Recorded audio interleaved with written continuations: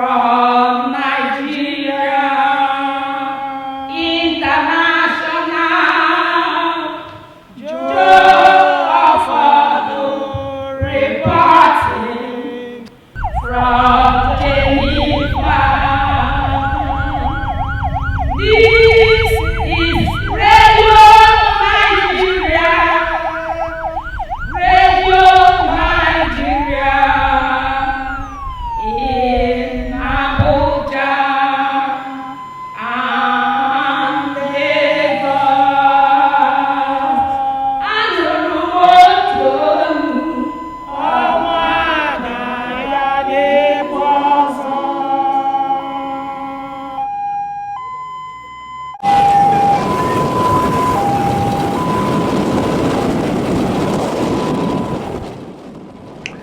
This last journey for Joe Ofodu from Ebukwu to his hometown in Akwukwu-Igbo will take about 15 minutes on this road through Iselempitima, Onicholona, Atomega, and then Akwukwu-Igbo, areas Sparkling Joe was very familiar with in his days as a student at Akwukwu-Igbo Grammar School, then Anglican Boys Grammar School, Akwukwu-Igbo.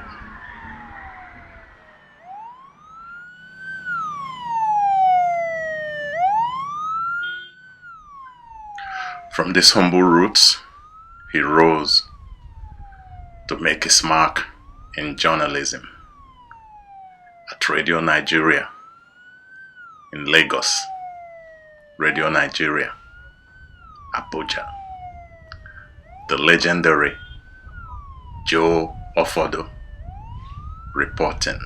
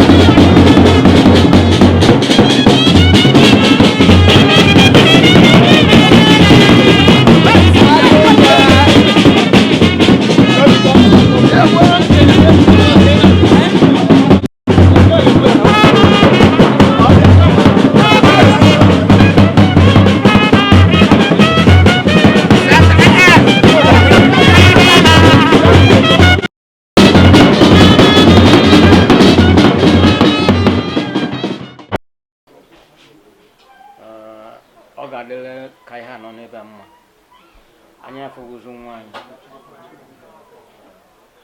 well anyị emerụle nọnị osogbu na ụmụ ha ga-atọkarị nna ahụ in Jesus name. Ka Chukwu chebe onye ọbụla ahụ ndawụnụ.